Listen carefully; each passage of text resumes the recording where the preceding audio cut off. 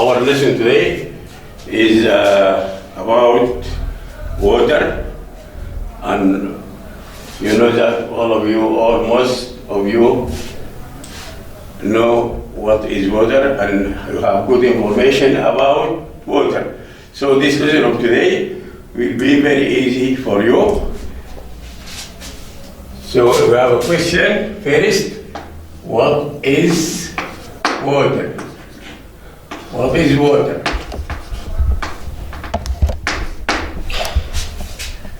Do you know what is water?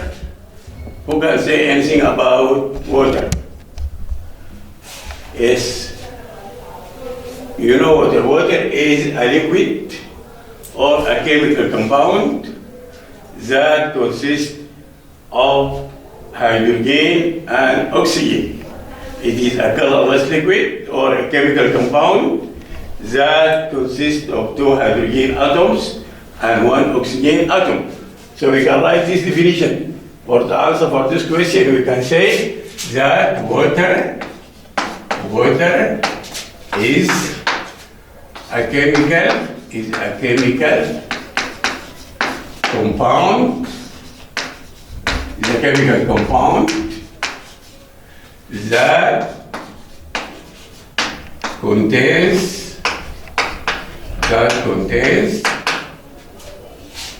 two, I will write it in color, two hydrogen, because it is important, two hydrogen atoms, and one oxygen atom.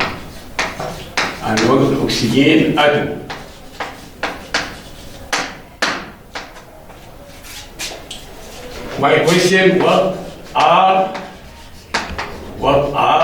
the uses of water? Do you know any uses of water? If you know any uses of water, you can tell me.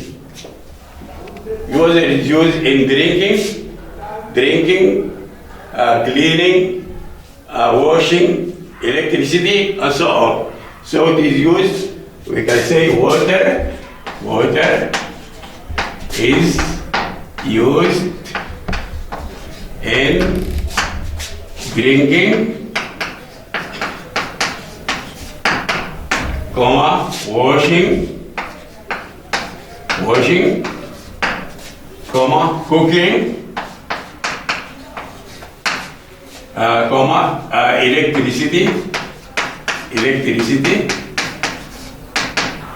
electricity, etc.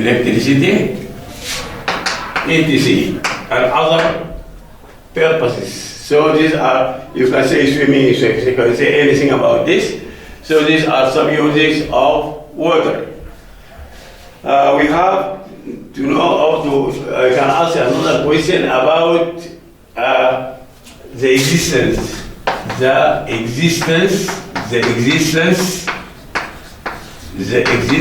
of water.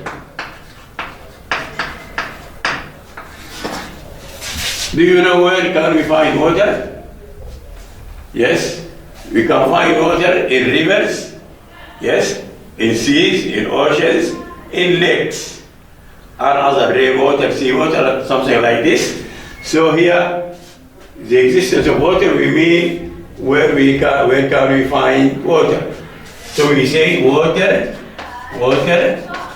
is found in rivers, lakes, seas, oceans, etc. and others. This is what we mean by the existence of water. Definitely water, we said that it is a liquid, chemical liquid or compound.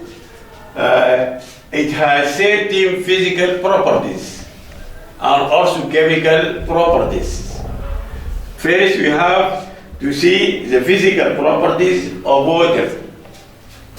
We can write with me, if you are following me, you write the physical properties of water. physical properties of water. You have to follow me and see the physical properties of water.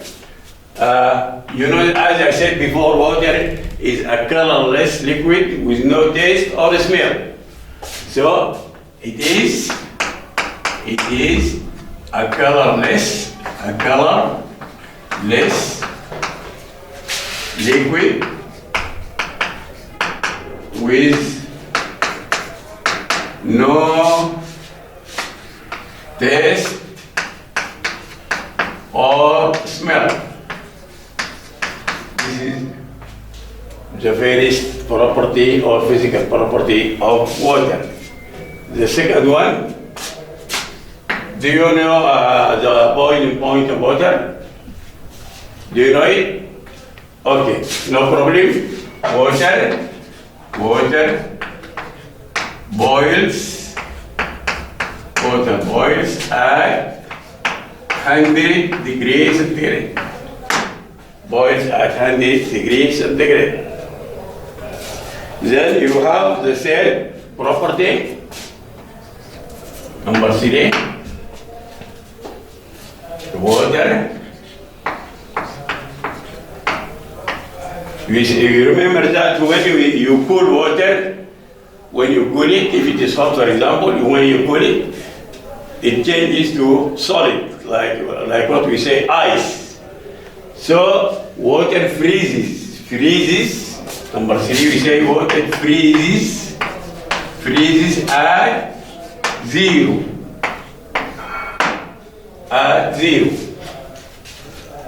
This is the third property of water. The first one is about the density of water. The density of water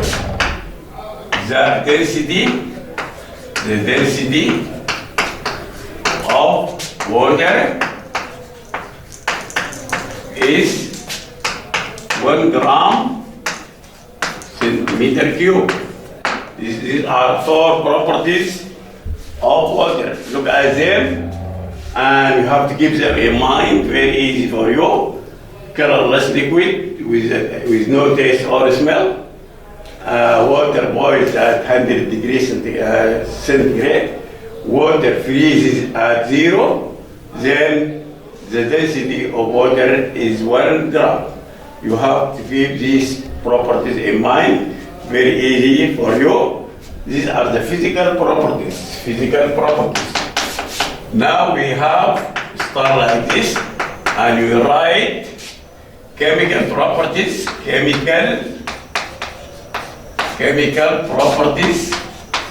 These are very important. Please take care. Chemical properties of water. Very important, and you have to follow the chemical properties of water. Number 1 is, or let it be A. We say stability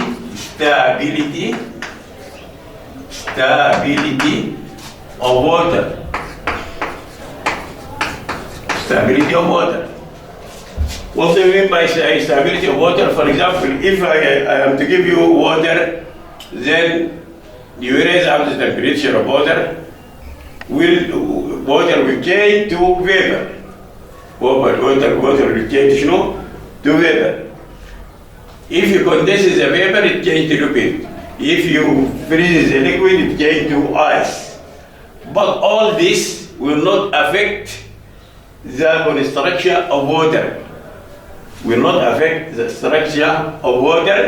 Because when we talk about the stability of water, we have to know that water consists of hydrogen and oxygen. So we have to write here, between the 2 brackets, you have write H2O. H2O, we mean by this is the symbol of water. If you are asked to write the symbol of water, we just write H2O.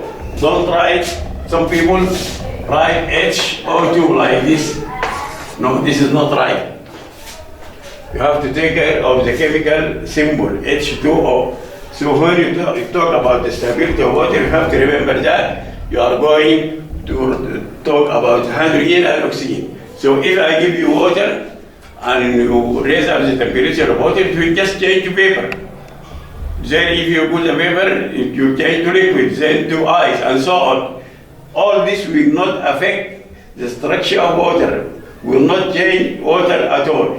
We mean by stability that water will not be broken down into hydrogen and oxygen except if you use electricity. So when if you want to write something about this, you have to say we mean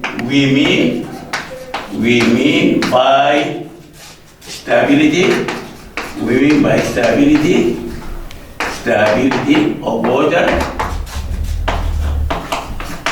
that water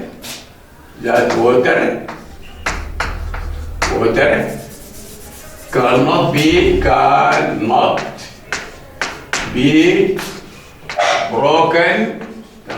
broken into hydrogen and oxygen by low or high temperature.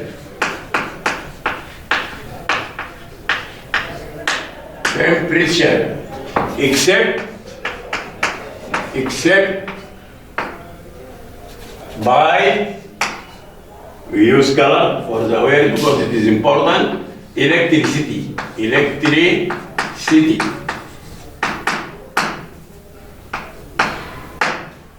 Take care of this. You will be asked about the stability of water. Somebody is saying to you, water is stable. What do you mean by this? That you cannot change water at all, even if you raise up the temperature or something like this, unless you use electricity. If you use electricity, we mean by this, you pass electricity through water. If you have water, any water, and you pass electricity through this water, water will change or will be broken into hydrogen and oxygen gases. So you have to know this. This is the first chemical property. Then we talk about the second one. This is A, and this is here. You have B, the second chemical property of water, which is we have reaction.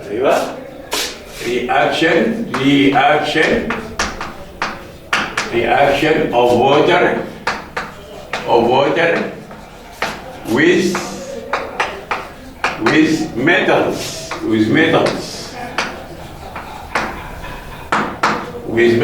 This is the second chemical property, and you know that not all metals react with water, but some of them react with water, especially the very active elements or metals. There are some metals that do not react with water at all. There are some metals that react with hot water. So in this way, this means that metals generally are classified into three groups according to the reaction with water. Some of them react with cold water, like potassium and sodium. Some of them react with water steam. We mean by water steam hot water. Others do not react at all, just like gold. So in this point, we can say that metals are classified into three groups according to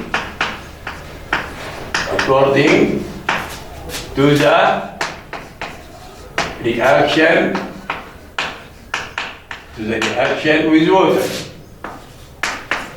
with water.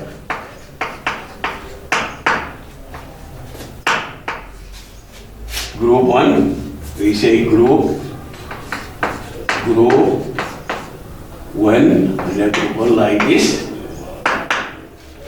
Group 1, metals. Group 1, write it in color if you have color, very important. Metals that react with cold water, like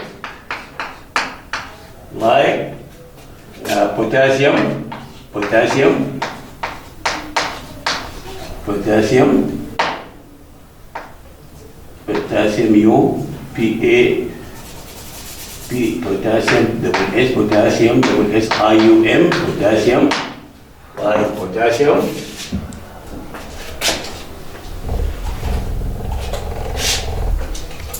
We have sodium and calcium. Like potassium, you have to follow me please, and write anything we write, because I will rub the board all the time. Like potassium, then comma, you write sodium,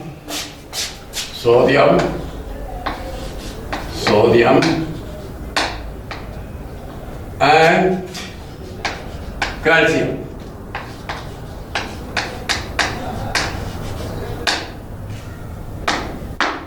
We take example from all these elements. Perhaps I may write 1 or 2, then I will go to the other group. Let us write an equation. To show how these metals like sodium react with cold water. What is the result of that? So you have to write an equation, very important. Chemical equation. Example, we say example.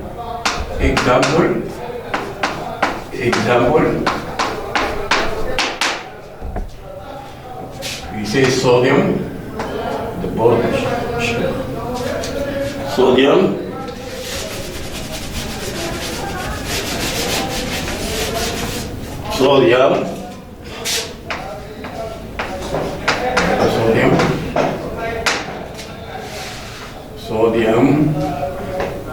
IUM plus water.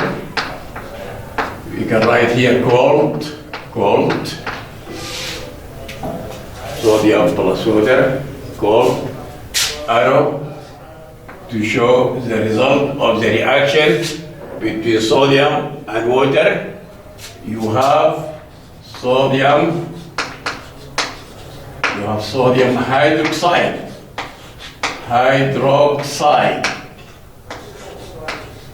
plus hydrogen gas. So if you put sodium, a piece of sodium, very small piece of sodium, in cold water, the reaction will be very strong and violent, because sodium is one of the very active elements in the periodic table. So this will give you a new compound called sodium hydroxide plus hydrogen gas. This is the equation which shows the reaction of sodium with water. No problem, we can take another one. Let it be potassium. I will leave calcium for you to write it by yourself. To make use of the 2 examples, I'll write the equation of calcium as you like. The same. Potassium plus water. Also you have to write cold. Then you make the arrow for the result. This will give you the same as it did for the sodium. We just change the sodium by potassium. Look at this. In the sodium, we write potassium. Potassium hydroxide plus hydrogen, hydrogen, hydrogen gas. The same equation, the same results. If I am asking you to write calcium, this is calcium here, you are going to do the same as I did before. You just change the word potassium by word calcium. If it is calcium, calcium plus water, we give calcium hydroxide plus hydrogen gas. This is for the first group of metals that react with cold water. Then we said we have three groups. With cold water, with water, steam, and others that do not react at all with water. Let us see the second group. Here we have group, look here. Group 1, here group 1. Group 1, and here we have group 2. Group 2. Group 2, these are table below, we write it in color. Metals, we say metals that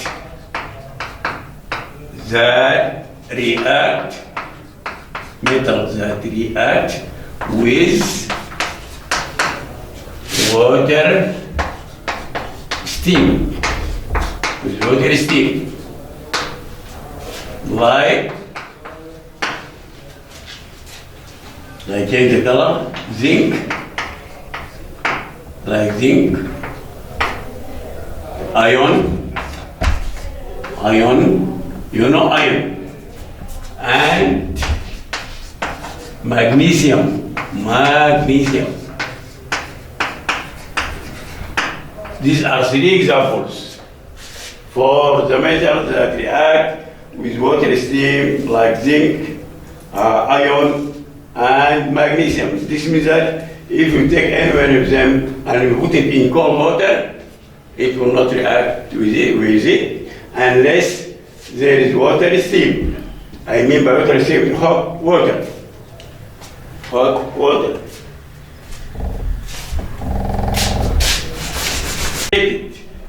Saturated means this means that it doesn't accept any more solute. So the two types of solutions, number one of them is what we say saturated solution. Saturated solution. If somebody is asking you about the saturated solution, you are going to say it is, as I said it before, it is a solution. It is a solution when the solvent doesn't accept or do not accept more solute. More solid, leave it, make cover, more solid at a certain temperature. We can write temperature like this, no problem, because we mentioned it before, and you know the spelling of temperature at a certain temp. That is a saturated solution.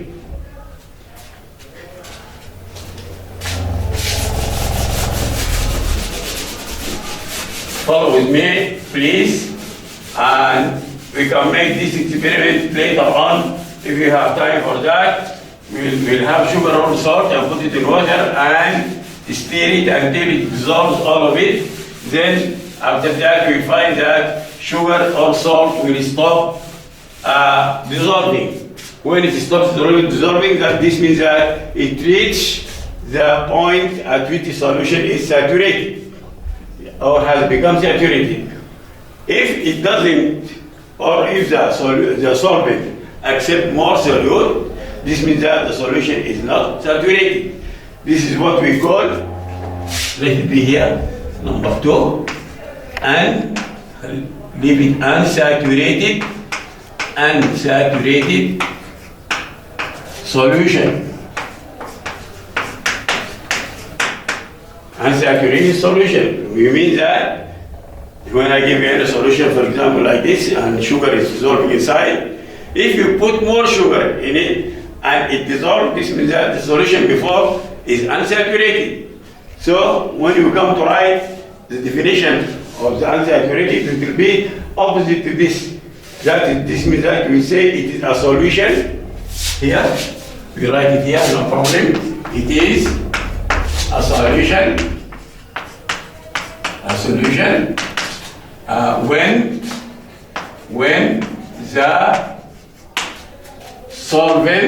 when the solvent accepts. Here we say do not accept. Here doesn't accept. So here accepts more solute at a given temp. This is the same like this definition, but here doesn't, and there it accepts. For example, and this means that you have two types. Now you have two types of solutions, either saturated or unsaturated solution, and we have what we call factors. Write with me, factors that affect the solubility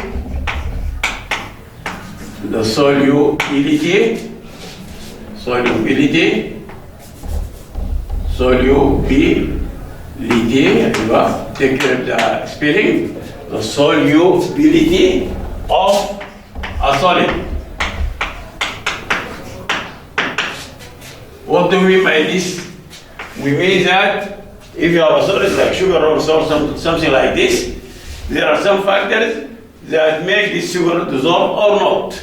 One of them, when I put sugar in water, it will dissolve, but if I stir it, it will dissolve more and more. This is one of the factors. If I heat it, and the solution will be hot, also it will help sugar to dissolve more and more. If the sugar is in the form of crystals like this, sugar like this is not good. You can make it powder. Make sugar powder like this here, powder, small particles, then it will dissolve more. So you have to write here, number one, the size of particles. This is one of the factors, size of particles. The smaller, the better.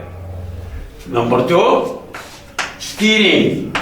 You know stirring, to move the sugar by a spoon or something like this, stirring.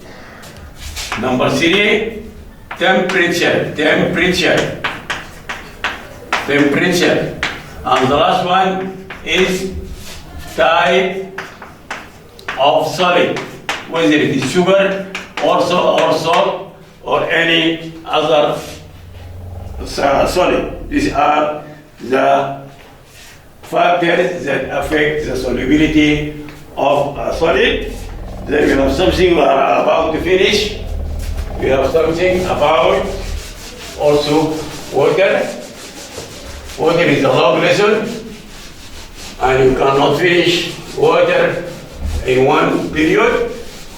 There are more information about water, but we are about to finish the first part of water, and next time we are going to complete the other summary of water.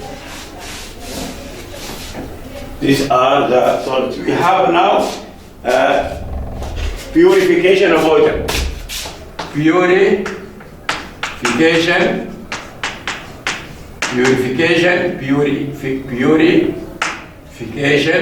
Take care of the spelling. Purification. The board is not helping me. The purification of water.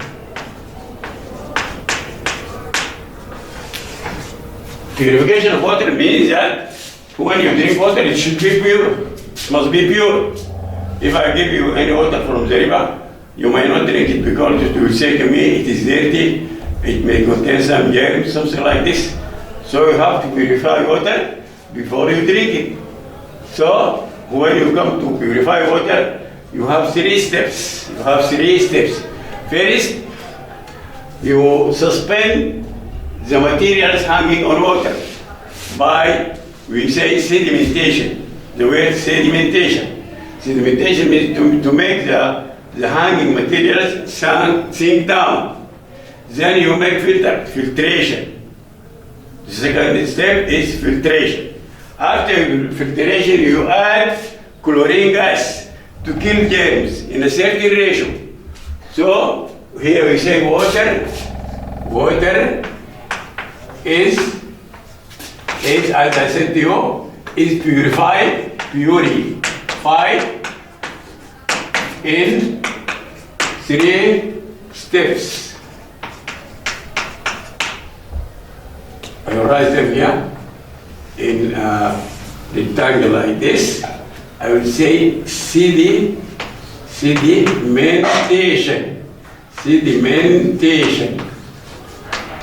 Take care of the spelling of the word sedimentation.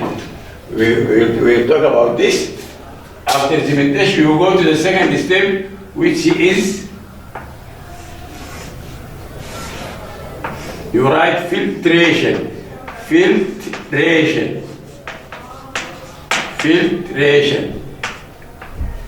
Then you have the third one. I will write it here,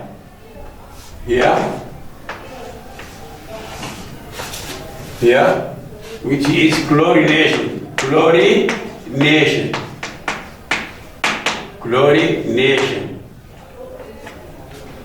Here, sedimentation means to make the material hanging to sink down. Then at that time, water will be a little pure. Then you filter it. You know the filter to have more pure water. After that, finally, you add chlorine gas in a ratio of 1 or 3 grams per million gram. We write this here.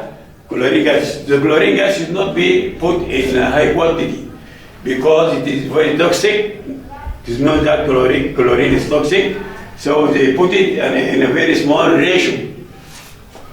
We write this here to write it in the form of note.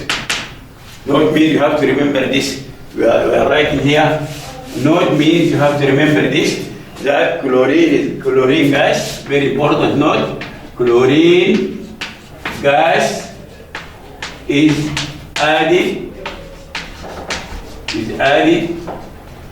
to fertilize water. Between 2 brackets, kills germs and bacteria.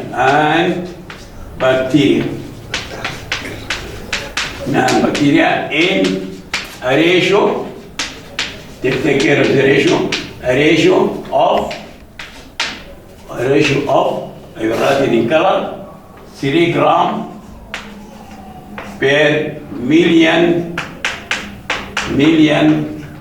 gram of water.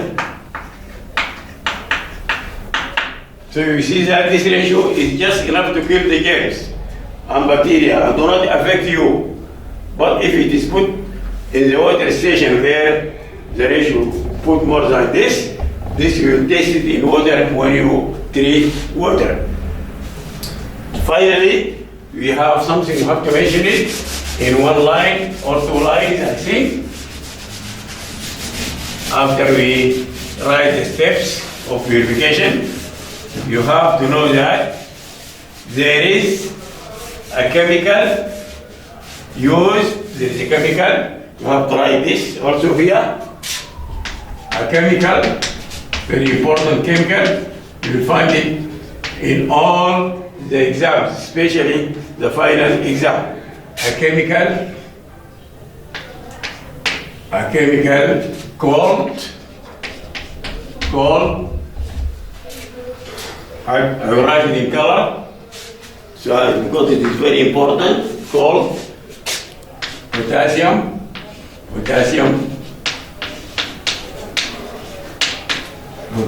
aluminium,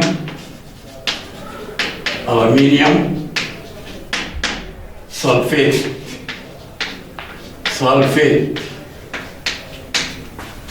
a chemical called potassium aluminium sulfate between two brackets. You write alum, like this, alum, or sharp. Alum or sharp is abbreviation for this. You can say potassium aluminium sulfate. If you are writing me alum, that's enough. Why do you use this in purification of water? Because chemical compound called potassium aluminium sulfate is used to sediment. We said sedimentation here. To sediment what? The suspended materials.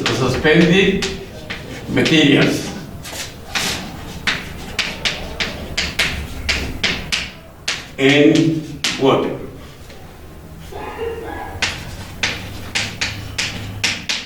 Now these are all the information about water, and because we have no time to complete, we are going to complete water in another period.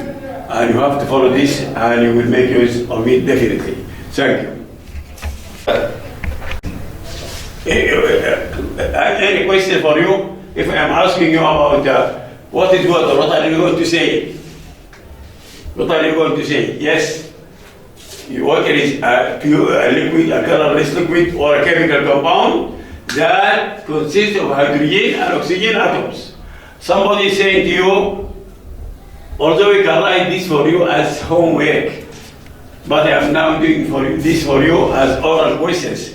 Read water later on, and now if you are asked about the stability of water, what are you going to say? You will say, You will say that water is stable because it cannot be broken into hydrogen and oxygen by low or high temperature except by electricity.